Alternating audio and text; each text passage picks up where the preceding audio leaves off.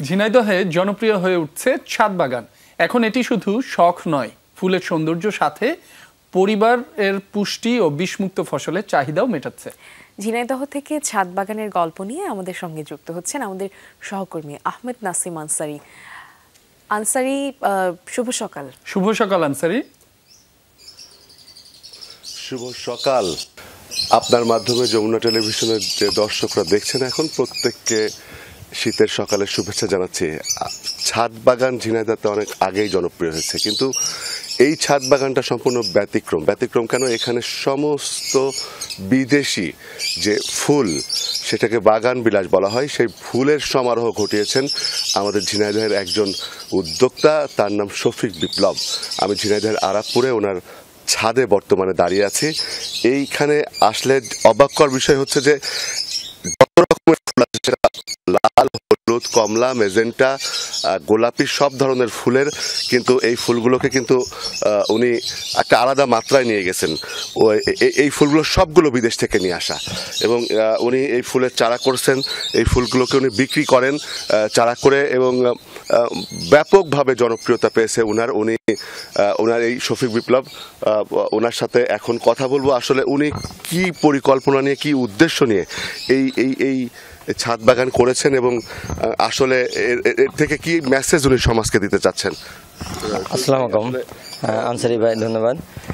আমি আরবপুরে আমার বাসায় ছাদ বাগানটা করছি। এটা স্বপ্নলোকের বাগান বিলাস। আমি ফল ফুল অন্য বাগানও আছে, আমি বাগান বিলাসটাকে বেশি পছন্দ করছি, কারণ আধুনিক যুগে বাগান বিলাসের সর্বাধিক চাহিদা দেশ বিদেশ সর্বত্র।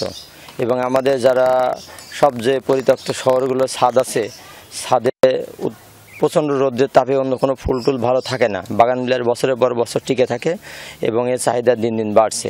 সে আলোকে আমি দেশ বিদেশ থেকে বিভিন্ন জায়গা থেকে এক্সোটিক এবং আমাদের দেশি ভ্যারাইটিসগুলো কালেকশন করে দেখছি যে এটা হাই ব্লুমিং কোনটা, সারা বছর ফুল দেয়, এমনই 120 জাতের বাগান বিলাস আমি আমার এই বাগানে আমি রাখছি।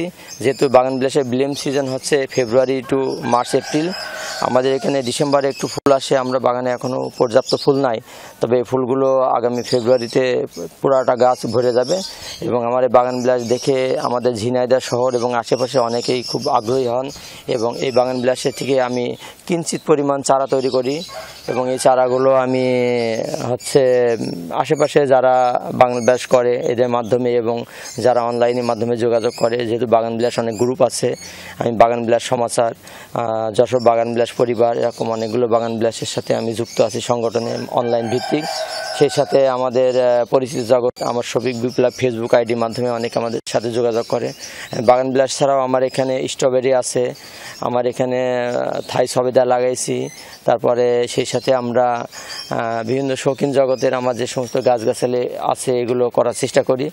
যেহেতু আমি চাকরি করি, আমি উপসহকারী কৃষি অফিসার ঝিনাইদহ জেলা হরিণাকুণ্ড উপজেলা আমার পোস্টিং।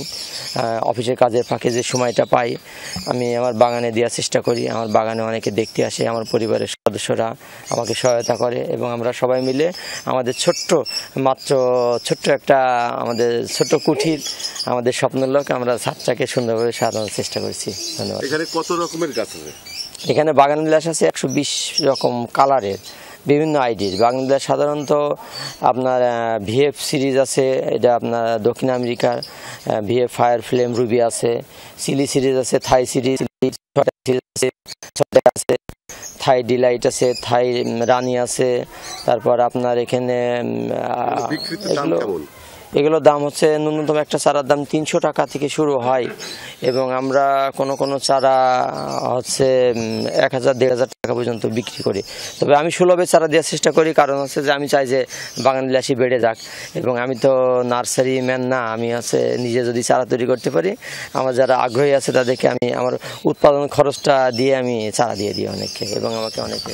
ধন্যবাদ শফিক ভাইকে। শফিক ভাই কিন্তু ঝিনাইদহে অন্য মাত্রা যোগ করেছেন, কারণ বিদেশি ফুলের রাজ্য তৈরি করেছেন এবং এই ফুল বিক্রি করে কিন্তু যে কোনো স্বল্প ব্যবসায় ইনভেস্ট করেও যে ব্যাপকভাবে সাফল্য অর্জন করা যায়, তিনি কিন্তু সেটা প্রমাণও করেছেন। আনসারি, আপনাকে অনেক ধন্যবাদ।